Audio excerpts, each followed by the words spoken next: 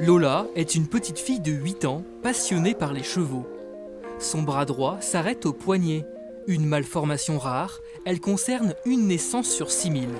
Mais davantage de cas sont recensés en Loire-Atlantique et dans le Morbihan.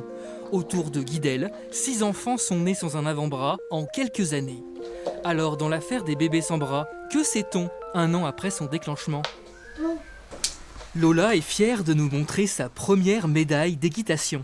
Depuis l'âge de 3 ans, elle monte à cheval grâce à des rênes adaptées. Je mets les rênes dans le trou et après je tourne à droite, et je tourne à gauche, je tire, du coup ça l'arrête.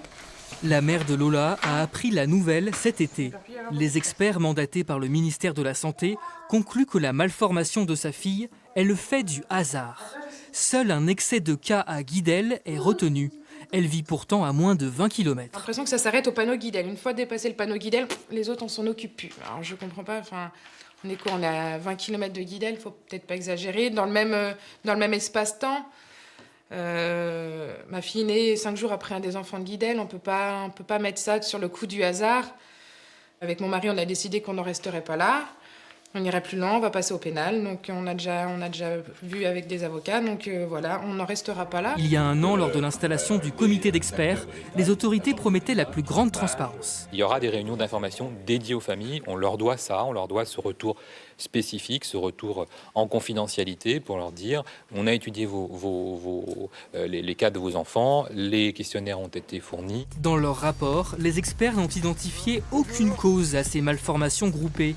Un homme leur a pourtant présenté une piste. Cet ancien ingénieur au ministère de l'Agriculture a étudié l'environnement des 6 cas du Morbihan. À chaque fois, des parcelles cultivées à proximité des habitations.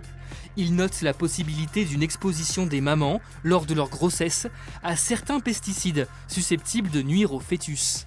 En croisant les données, 2 substances retiennent son attention.